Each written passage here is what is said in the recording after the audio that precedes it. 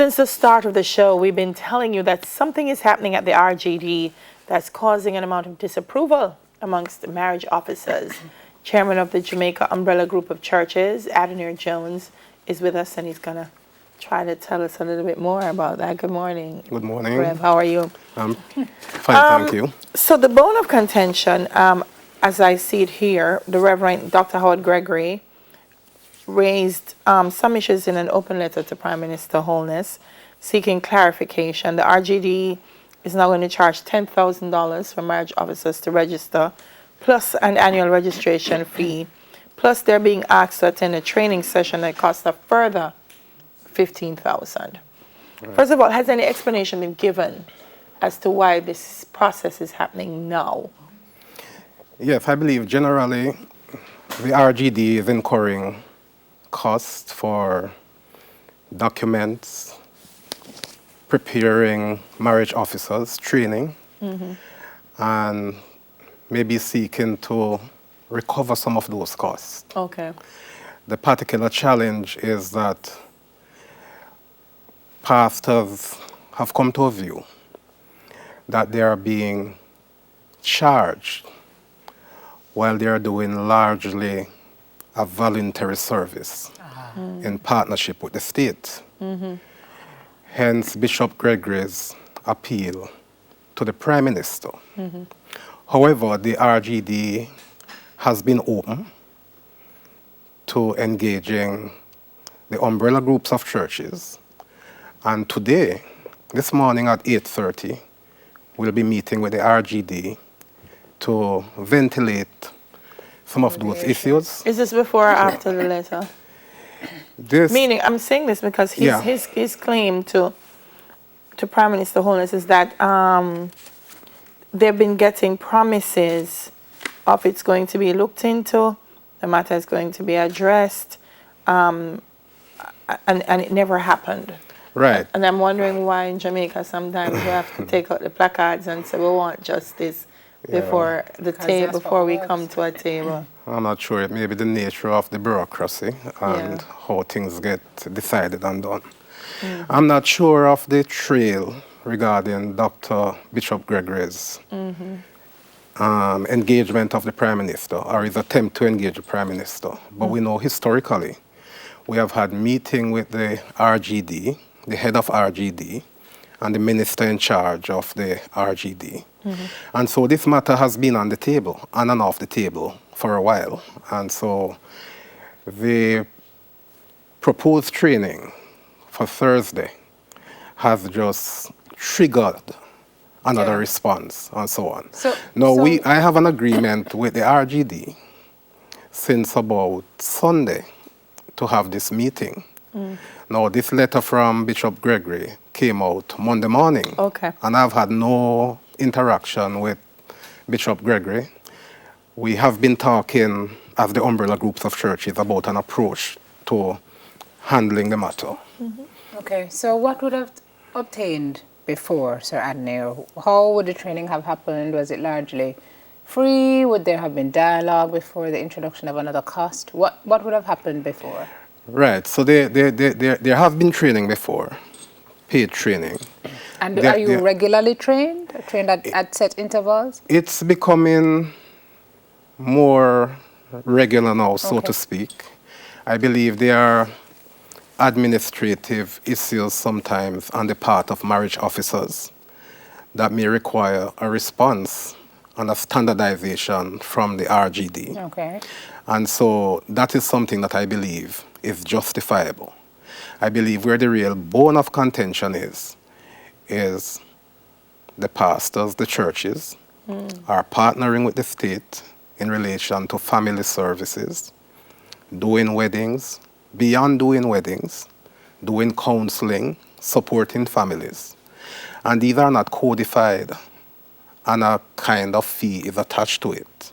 So the Bishop Gregory's cohort, for example, treat marriage as a sacrament, and they're not charging, largely.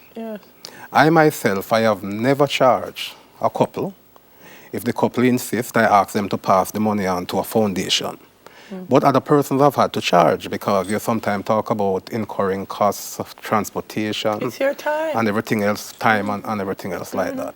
So I don't believe the contention so much is whether there should be a fee, but whether there should be this kind of exacting of a certain amount from pastors. Annually, some pastors are only doing 2 weddings and would never be able to recover their costs. And many pastors pastor without being paid as well. Yes. That's also a service that they give. That's true.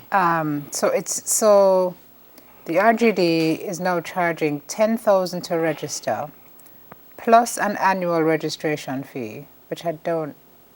On the face of it, it appears to be about $15,000 overall. And then the training is a further 15. Or is that the cost we're debating? It's a further 15. I haven't seen the cost structure. All of that we're gonna handle this morning with the RGD CEO. Okay. Reverend Gregory, maybe I have not seen the circular, but I believe a case can be made and should be made for justifiable, regular engagement, re-engagement. But like Reverend Dr. Gregory now, who's been been a minister of religion for more than 45 years. What's the training him going to do now? Well, meaning I know that there are marriage officers that are new to the system that I believe should be trained on the administrative aspects. But if I've already been trained once, what is it that's going to, what are you training me in? Right, so you're right, unless something fundamental has changed. But there are issues that the RGD may be dealing with internally in relation to how documents are completed and all of that. And may want to... Well, if you talk to me in parables, I'm not like parable, and I want to understand what it could be. Because I'm thinking about a wedding in my head, and I don't know what training, if you know one time that this is the order, you have a little book where you read there's a compliance issue. Okay. And that has to be dealt with. All right. And we believe... To make sure everything is valid. Yeah, and we believe in the umbrella groups of churches that we deal with that. We deal with the compliance issues. RGD is the regulating agency, for want of a better word. And they have a right to call us and to say, well, we need to talk about this, and so on. I don't know if training is going to address compliance, though. I think the only thing that addresses compliance is when you attach penalties. Well, the training may expose us to what those penalties are. Okay. But also, if you don't know what you do, well, there are penalties. If you don't know what you're doing, it invalidates the process. But further to your point, if you're doing it for 45 years, you know what you're doing. But I believe this discussion is important because we want to validate this service to families. Counseling, marriage, afterwards, and how that can be supported in a partnership between the state and the church. Okay. And the church, on the other side of it, who is not out to making monies from doing this service. And the state maybe should consider, if we want to do training, should we not pick up the cost or pick up the larger part of the cost? And make it easier for pastors like myself. The main thing I guess will tell, because it depends on what's going to be done in training. We're about to wrap up, but I wanted to ask as well. This says PICA shuts out the clergy too. Yes. That the passport Immigration and Citizens Association have taken ministers of religion off their list of persons who qualify to certify documents. No, but the pastor them not look like going to find in favor now we're Rev. Well, and that's a good point being raised by Bishop Gregory. Yeah. Because prior to now, pastors were certified, ministers of religion, to do those kind of work. Why would you have been there have been credibility issues, and people have different questions nowadays. What has happened now is that you have to be a marriage officer, a pastor who is a marriage officer, to certify somebody's papers who is going to PICA, and so on. So that has now eliminated pastors who are not marriage officers, who are legitimately serving their community you know, and that kind of thing. Well, maybe So- the RGD idea is to get everybody to be marriage officers so that y'all can sign these things. I don't know. Somebody needs We'll to find out today. Yeah, what the we challenge I find with Jamaica, I spoke about it this morning. We're so bad at communication.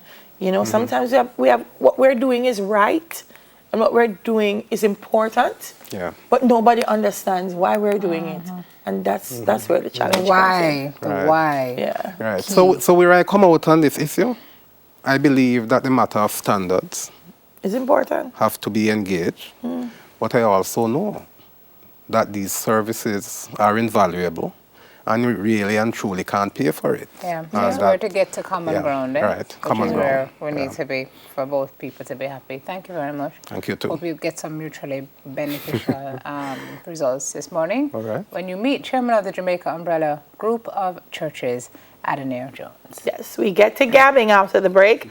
It's Girl Talk, and you know you have to be a part of it. We'll be right back.